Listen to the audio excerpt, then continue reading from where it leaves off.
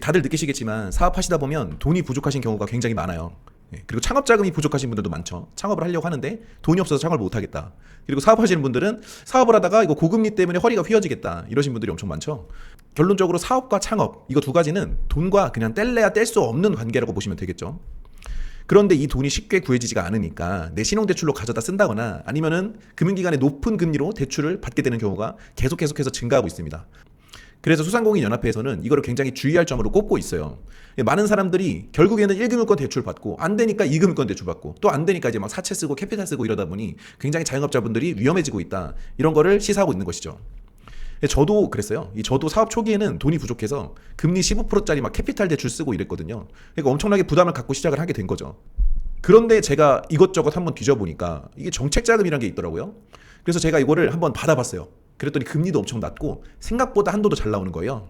그래서 생각했죠. 이거는 진짜 대박이다. 이거 이렇게 자금만 잘 마련할 수 있으면 완전 사업에 몰두할 수 있겠는데?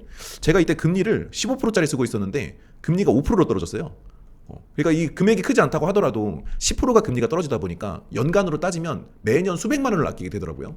그래서 이제 더 여러 가지 자금들을 한번 살펴보자라고 하면서 이 정책자금을 공부하기 시작했는데, 야, 이게 정책자금이 생각보다 파면 팔수록 엄청나게 깊은 세계더라고요. 엄청나게 넓은 세계야. 그래서 쉽지가 않아요. 파도 뭔가 계속 나와. 그리고 내가 처음에 한두 번은 쉽게 받는데 그 뒤로 계속 받으려면, 계속 사업자금을 조달하려면, 그리고 좋은 금리로 자금을 유치하려면 이게 또 쉽지가 않더라고. 그런데 제가 명성이 대출 전문가 아니겠습니까? 교육을 하는 사람인데 이걸 모르면 되겠냐. 그래서 엄청나게 팠습니다. 진짜 밤을 몇 번 샜는지 몰라요. 그리고 제가 이 사업 자금을 배우기 위해서 스승들도 찾아가서 배우고 컨설팅 받고, 이게 500만 원 컨설팅 결제한 거거든요. 막 서슴없이 받았어요. 500만 원 컨설팅 받는 가치가 있다. 그러면서 컨설팅 받고, 강의도 행정사분 강의 들으면 500만 원 이렇거든요. 그런 강의도 듣고 하다 보니까 이 정책 자금 배우려고 쏟은 돈만 한 2천만 원 됩니다. 그러다 보니까 이제 갚아도 되지 않는 무상한 지원금도 이렇게 6천만 원 받기도 하고, 그리고 매출 300만 원에서 제가 받은 대출이 1억이거든요. 이 금리가 4%대. 괜찮죠? 담보 없이.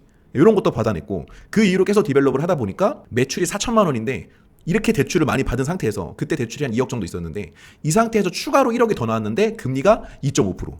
이런 것들을 이제 찾을 수 있는, 볼 수 있는 눈을 갖게 됐죠. 그리고 어떤 분들이 이런 걸 받을 수 있는지, 그리고 어떤 분들께 이걸 받을 수 있도록 내가 교육을 해드릴 수 있는지, 이런 것들이 감이 오기 시작했습니다. 그렇게 돈과 시간을 들여가지고 계속 배우고, 그리고 직접 자금을 받아보면서 경험을 많이 했잖아요. 그걸 토대로 컨설팅도 해드리고 있고 강의도 해드리고 있는데 이게 예상보다 성과가 굉장히 좋습니다. 그래서 우리 수강생분들 성과 보면은 매출 없이 로드맵을 잘 짜드리다 보니까 2천만 원의 대출을 금리 3%대로 받고, 매출 없이, 그리고 2천만 원의 무상한 자금을 거기다 추가로 또 받고, 갚지 않아도 되는 돈, 그리고 거기에 추가로 또 6천만 원의 저금리 담보대출까지 받고, 이렇게 해서 사업자금 1억을 확보해가지고 해외로 진출하신 분도 계세요. 그리고 어떤 분은 어머니 아버지를 사업자로 만든 다음에 그 어머니 아버지를 통해서 사업자 정책자금을 총 1억 1천만 원으로 뽑았는데 이게 금리가 1.62%예요. 1.62%. 대박이죠.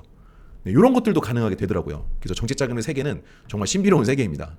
그리고 어떤 분께서는 이미 대출이 엄청 많은 상황임에도 불구하고 이 매출을 극복을 한 다음에 결국에는 5천만 원 추가 승인을 받아낸 사례도 있습니다.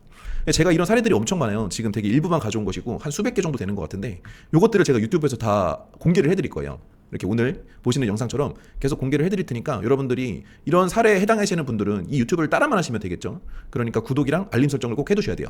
아시겠죠?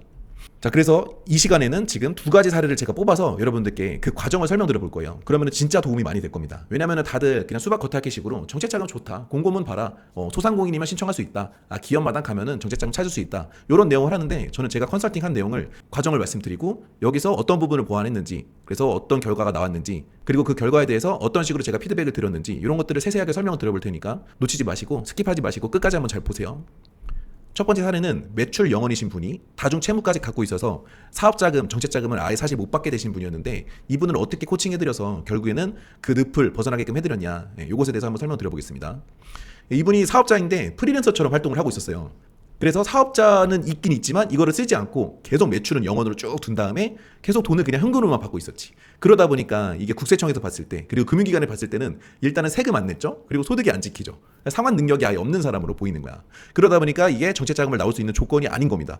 이분이 이런 상태에서 저한테 와서 컨설팅을 받고 싶다고 한 거예요. 그러니까 자신감이 없지. 제 상황이 컨설팅이 진행이 안 될 것 같다. 어느 정도 이미 느끼고 있는 분이셨죠. 그래서 제가 이분께 당장은 안 된다. 지금 이 상황인데 누가 대출을 해주겠냐. 세금 하나도 안 냈고 돈을 버는데 세금 하나도 안 냈고 그리고 소득이 분명하지 않으니까 안 되는 게 당연한 거다. 그런데 내가 방향성을 같이 정해드리고 그 방향으로 걸어가는 데 있어서 조언을 드릴 수 있다라고 했더니 컨설팅에 응했습니다. 그래서 쭉 받아보니까 이분이 고금리 대출을 쓰고 있더라고요. 그래서 금리가 막 8.7%, 18.8% 이렇게 높아요.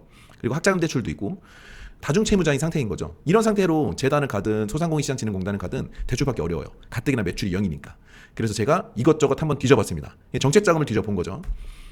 그러다 보니까 지금 이분 상황에서 쓸 수 있는 어떤 서민금융 상품이 하나 있더라고요. 그래서 이 서민금융 상품을 하나 추천을 해드렸습니다. 왜냐면 다중채무니까 이 중에서 채무를 한두 개라도 줄이자. 한두 개라도 줄이면 그나마 승인율이 올라가니까요.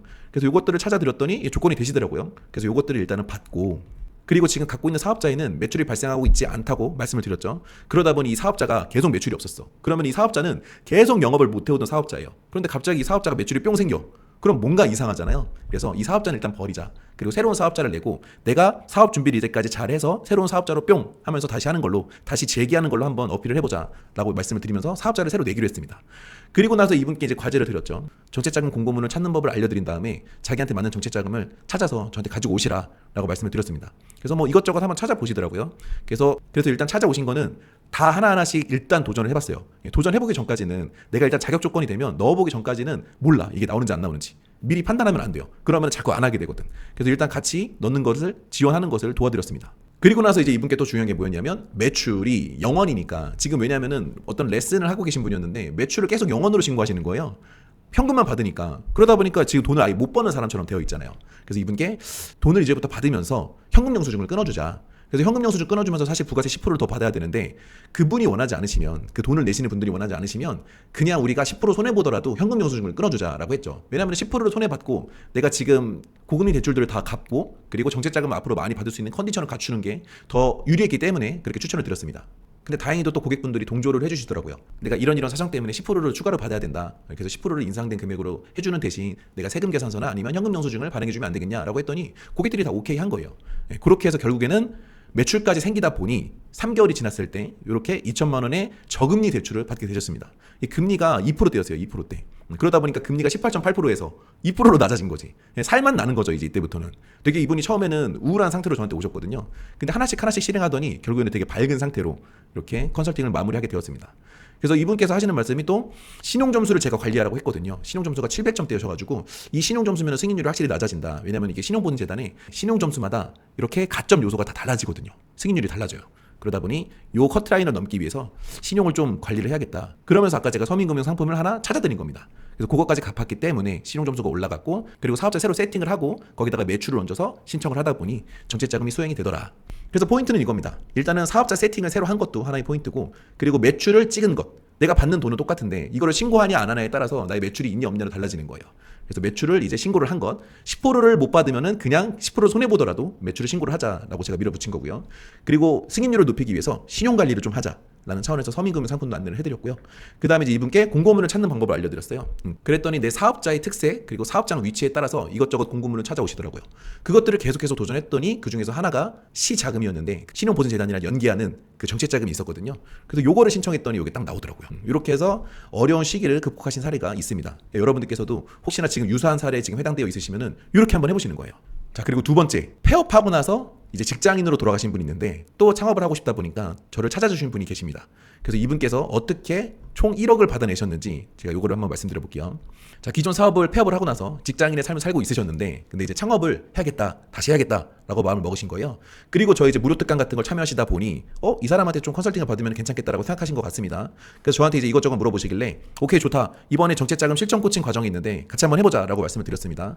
그래서 신청을 하셔가지고 그래서 신청을 하셨고 제가 봤을 땐 이분은 이제 사업 이력이 있었다 보니까 이 사업을 어떻게 하는지 아시는 분이다 보니까 감이 있을 것 같아가지고 정책자금 잘 받을 것 같긴 했어요. 그래서 한번 해보자라고 말씀을 드려봤죠. 그래서 이분께 지금 매출이 0원이 상태니까 사업자를 새로 내긴 하셨는데 매출이 빵원이에요. 그러다 보니까 이 매출을 높이는 것에 대해서 이해를 좀 시켜드렸죠. 그래서 사업을 이렇게 할 거면 매출은 어차피 이런 식으로 발생을 시킬 수 있으니까 일단은 매출을 발생시켜서 몸집을 좀 키워놓자. 그래야지 겉에서 봤을 때 이 사람이 사업을 진정성 있게 하는구나 라고 보여질 테니 매출을 좀 키우자 라고 말씀을 드렸고 그 매출을 키우는 과정을 함과 동시에 자금을 그냥 신청했어요. 매출이 없다고 그냥 자금을 신청 안 하고 매출 생길 때까지 쭉 기다리는 게 아니라 일단 자금을 넣어놓고 매출을 계속 추가로 발생시키는 것을 시도를 한 것입니다. 그렇게 도전할 것들을 리스트업을 짠 다음에 도전과 동시에 매출 작업을 계속 했는데 그 와중에 매출이 찍히기도 전에 소상공인 정책자금 직접 대출에서 갑자기 연락이 오더라고요. 내가 제도전 특별자금을 지원을 해주겠다. 왜냐면 폐업 이력이 있으니까 한번 해보겠다라고 이제 담당자분께서 전화가 오셔가지고 실사를 나오신다는 거예요. 오케이, 됐다. 왜냐면 실사 나온다는 뜻은 이게 실사를 내보내는 게 대출이 어차피 안 될 사람한테는 실사를 안 내보내거든요. 근데 실사가 온다는 것은 어느 정도 가능성이 있다는 소리라서 그래서 제가 준비를 좀 도와드렸습니다. 왜냐면 이분께서는 아직까지는 정책자금 실사를 받아본 적이 없으니까 당황할 수도 있잖아요. 그래서 내가 이런 포인트 저런 포인트를 잡아서 오시면은 이렇게 브리핑을 해보자. 그러면 그분께서 납득하고 우리가 매출이 없는 이유 그리고 비상조 사무실을 지금 쓰고 있는 이유 이런 것들을 납득하실 것 같다. 그래서 승인이 날 것 같으니 한번 해보자 라고 말씀을 드린 거죠. 그렇게 해서 이분께 브리핑을 잘 하고 나니까 결국에는 돌아가셔서 승인 버튼을 눌러주셨다. 그래서 제도정 특별자금이라는 자금이 2천만 원이 나왔습니다. 이게 금리가 낮아요. 3%대인가 2%대인가 그렇습니다. 그래서 요거를 합격하고 나니까 좋은 게 뭐냐면 이분께서 일단은 요거를 합격하기 위해서 회사 속에서도 적어놓고 제가 이제 코칭을 해드렸거든요. 회사 속에서 만들어두자. 그리고 우리 사업 비즈니스 모델에 대해서 요거 사업 속에서도 만들어두자. 이렇게 코칭을 해드렸더니 그걸 만들어둔 것을 토대로 또 다른 사업을 지원해서 그것도 합격했는데 요거는 뭐냐면 2천만 원 그냥 지원 사업이에요. 무상환 자금. 대출이 아닙니다. 요거까지 합격하게 된 거예요. 내가 한번 받은 이력이 있다 보니까 어떻게 상담할지 감이 온 거지. 네, 그렇게 해서 추가로 2천만 원 받고 그리고 이분께서 부동산이 있으셨거든요. 근데 부동산으로 그냥 아무 생각 없이 은행을 찾아가면은 사업 자금을 내주지 않아요. 그런데 이 부동산도 소상공인 정책자금 대리대출을 활용하시면 그나마 대출 승인율을 훨씬 많이 올릴 수 있거든요. 그리고 나서 내가 이 대출을 어디다 쓸 건지 이런 계획에 대해서만 잘 말씀드리면 쉽게 승인 낼 수 있는 게 담보대출이에요. 그런데 우리가 이걸 담보대출을 1금융권에서 잘 안 해주다 보니까 막 2금융권, 3금융권 가잖아요. 그럼 금리가 높거나 아니면 되게 편법을 써야 되거나 그러니까 옳지 않은 방법으로 대출이 된다거나 이런 거죠. 그런 거를 피하면서 대출을 적법하게 받을 수 있게 됩니다. 그래서 결국에는 또 추가로 2천 승인 받고도 6천만 원을 승인 더 받아서 1억의 자금이 마련이 됐다. 그러니까 이분이 저 만나고 나서 3개월 만에 1억이 마련이 됐어요. 그래서 1억이 마련되니까 이분이 이제 사업을 꿈꾸면서 해외 어떤 박람회를 참여할 계획이 있었거든요. 근데 돈이 없으니까 참여를 못 하고 있었어. 근데 이렇게 1억 자금이 마련이 되니 이제 사업도 어느 정도 구상이 됐겠다. 해외 박람회에 참여를 하시게 된 거죠. 그래서 포인트는 이겁니다. 일단은 적합한 정책 자금을 찾아낸 것. 이게 되게 중요한 포인트예요. 이분이 사실은 그냥 신용보증재단 갔으면 대출이 안 나왔을 거예요. 그런데 순서를 적합한 제도전 특별자금이라는 걸 찾고 그 다음에 희망 리턴 패키지를 받고 그 다음에 담보대출까지 받았기 때문에 총 1억의 자금을 받을 수 있었던 것이죠. 그리고 이제 자격을 갖추는 것. 이 자격 갖추는 게 뭐냐면 결국에는 내가 자금이 있는데 이 제도전 특별자금이라는 것은 폐업 이력이 있는 사람만 신청할 수 있었어요. 그러다 보니까 제가 기존에 있는 사업자를 폐업을 시키고 새로 사업자를 내고 그리고 새로 사업자를 내서 이 사업자가 기존과 어떤 연관성이 있는지 그래서 이거 새로 시작하면서 내가 어떤 준비를 했는지 이런 자격들을 좀 갖춰드렸죠. 그랬더니 매출이 없는데도 승인이 난 거예요. 그 다음에 여러분들께서 정말 중요하게 생각하셔야 되는 게 일단은 매출이 없는 상태에서 가면 내가 이 사업이 꽤나 괜찮은 사업이란 걸 어필을 해야 되지 않습니까? 그래서 그걸 어필할 수 있게끔 회사 속에서나 사업 속에서 같은 것을 좀 작성을 시켜드렸습니다. 그랬더니 이거 갖고 이제 브리핑을 하다 보니 그나마 진정성이 느껴지고 그나마 사업 모델에 대해서 구체화되다 보니 승인을 내주기가 조금 더 쉬웠던 상황이 아닐까라는 생각이 듭니다. 그 다음에 이제 희망 리턴 패키지 신청하셨을 때는 되게 발표가 중요하거든요. 그래서 이 발표도 결국에는 우리가 이렇게 사업 모델에 대해서 잘 설명할 수 있게끔 준비를 하다 보면 그래서 이 발표에도 굉장히 중요한 포인트들이 몇 가지 있는 뭐 장황하게 설명하지 않는다거나 아니면은 가르치는 식이 아니라 이런 식으로 자료를 활용해서 중요한 부분만 찝어서 설명을 한다거나 이런 것들을 이제 코칭을 해드렸더니 결국에는 승인을 내서 총 1억까지 자금을 수혜받을 수 있었다. 이렇게 두 가지 사례가 오늘 가져온 사례입니다. 어떠세요, 여러분? 괜찮죠? 정책자금이 생각보다 돌파구가 있는 거예요. 지금 여러분들께서 생각하시기에는 나는 매출이 없으니까 안 되겠지 이렇게 생각하시는 분 많고 또 나는 대출이 이미 많으니까 안 되겠지 이렇게 생각하시는 분들 굉장히 많을 겁니다. 그런데 그분들께서도 적합한 시기에 적합한 자금을 찾게 되면 정책자금을 받을 수 있다는 말입니다. 근데 결국에는 우리가 도전하는 것이 융자 아니냐라고 생각하실 텐데 융자는 결국엔 대출이니까 대출에 대해서 나쁜 이미지를 갖고 있는 것 자체를 우리가 좀 개선을 시켜야 됩니다. 왜냐하면 대출이 나쁜 것이라고 여러분들이 생각을 하시지만 사실은 대출은 죄가 없어요. 그래서 대출 갖고 내가 잘못된 선택을 하면 그러면 대출이 나쁜 것처럼 보이지만 대출은 잘못한 게 없죠. 대출은 그냥 미리 말한 그 금리로 대출을 내보내고 그리고 이자를 받을 뿐입니다. 그런데 내가 그거 갖고 장사를 아주 잘해서 성공했으면 야 이거 대출 덕분에 내가 성공할 수 있었다 이렇게 얘기했을 거잖아요. 그렇기 때문에 결국은 대출은 나쁜 것이라기보다는 저는 요즘에 이렇게 생각합니다. 많은 사람들을 컨설팅 해드리는데 결국엔 저한테 오시는 분들이 누구냐면 자금이 소중하신 분들이잖아요. 자금을 어떻게든 조금이라도 더 받고 그리고 어떻게든 내가 이 위기를 극복하고 싶으셨던 분들 이런 분들이셨기 때문에 이런 분들한테는 대출이 어떤지 아세요? 항상 대출은 희망의 도구였어요. 희망의 도구. 그러니까 대출 이꼴 희망이라고 해도 무방할 정도로 이분들께 딱 대출을 받을 수 있는 방법을 제시해드리고 대출을 받게끔 도와드리잖아요. 그러면 표정이 달라져요. 표정이 달라지고 정말 큰 터닝 포인트가 됩니다. 그래서 이 대출 하나 받은 것 같고 아까 사업을 새로 시작하신 분도 계시고 대출 하나 받은 것 같고 건물을 팔지 않아도 되신 분도 계시고요. 대출을 하나 받은 것 같고 수억 원을 버신 분도 계시고 이런 케이스가 굉장히 다양합니다.